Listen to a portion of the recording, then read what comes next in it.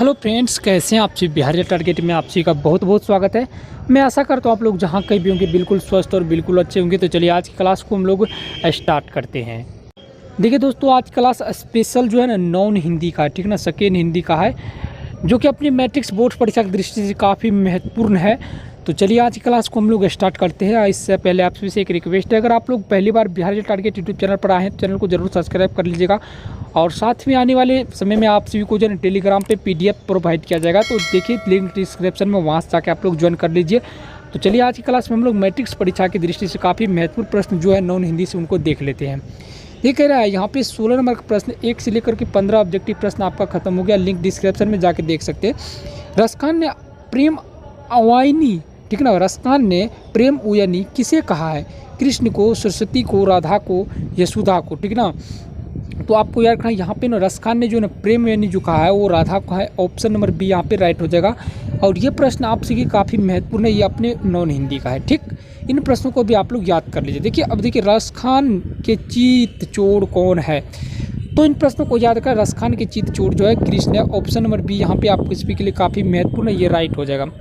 देखिए अब आता है आपका जो है नेक्स्ट प्रश्न। देखिए रसखान वज्र के वारगों पर क्या न्यौछावर करने को तैयार हैं? देखिए रसखान वज्र के वन बागों पर क्या न्यौछावर करने को तैयार है?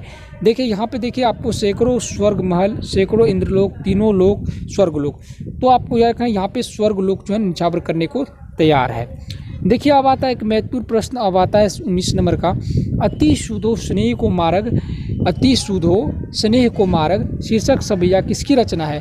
तो आप स्वीकार रखना अति सुधो स्नेह को मार्ग शीर्षक सवैया, ये जो है ना अपनी घनानंद जी की रचना है। अति सुधो स्नेह को मार्ग जो पूछेगा आपके बोर्ड एग्जाम में, अति सुधो स्नेह को मार्ग सवैया किसकी रचना है? तो आपको रखना घनानंद, यहाँ पे ऑप्शन नंबर बी आपका राइट हो जाएगा। देखिए आता है एक महत्वपूर्ण प्रश्न आप सभी के लिए यहाँ पे, तेरा घनानंद किस काल के कवि हैं? ठीक है ना, घनानंद किस काल के कवि है? देखिए यहाँ पे मोहम्मद असू नहीं ले बरसो मनुष्य हो तो करिंगल कुंजन उपन भाषण, ठीक ना।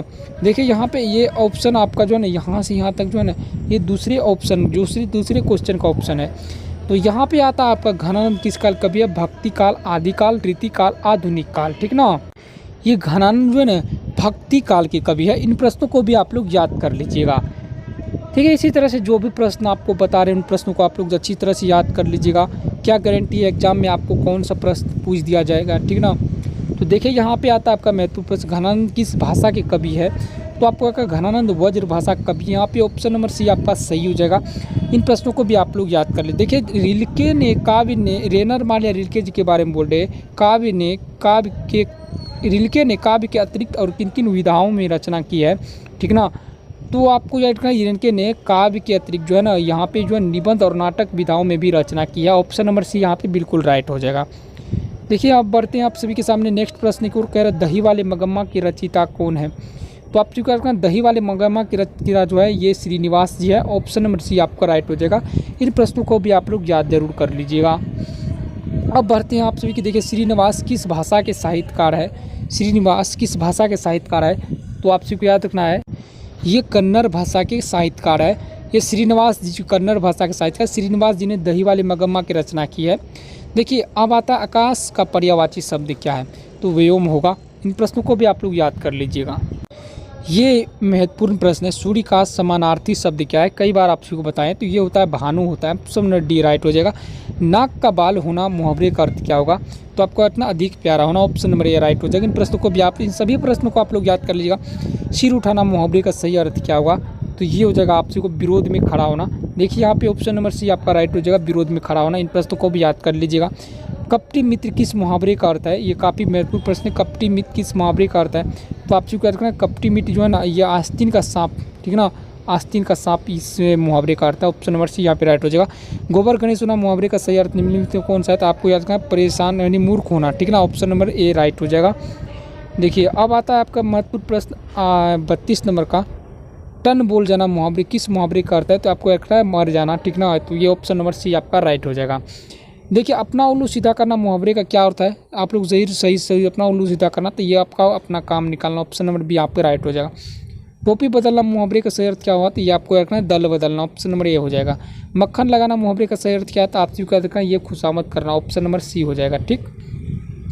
वीर गति की पाना मुहावरे का अर्थ क्या हुआ है? तो आपको याद करना वीरों की युद्ध भूमि में यानी वीरता से युद्ध करना, ठीक ना। देखिए आप सभी को यहाँ पे हम लोग जो है ना यहाँ पे देखिए 16 से हम लोग स्टार्ट किए थे, तो ये 32, 16 और 4 यानी 20 ऑब्जेक्टिव प्रश्न बता दिया। अब एक प्रश्न और बताते हैं आप सभी को, सिर पर भूत सवार होना मुहावरे का सर याद क्या होता है? तो पीछे पड़ जाना यानी धुन सवार होना यानी रोग पागल हो जाना। ऑप्शन नंबर सी आपका राइट हो जाएगा। देखिए पीछे पड़ जाना, ऑप्शन नंबर डी आपका राइट हो जाएगा। तो चलिए दोस्तों इसी तरह हम लोग जो है ना मुहावरे को भी देख लिए हैं 20-21 प्रश्न। तो आप स्वीकार करें यानी 23 प्रश्न देख लिए। तो चलिए आप लोग हम मिलते हैं नेक्स्ट वीडियो में। आप लोग बिहार टारगेट पर पहली बार आए चैनल को सब्सक्राइब कर लिया, साथ ही साइंस की क्लास है लिंक डिस्क्रिप्शन में, वहाँ जाके आप लोग कर सकते। धन्यवाद।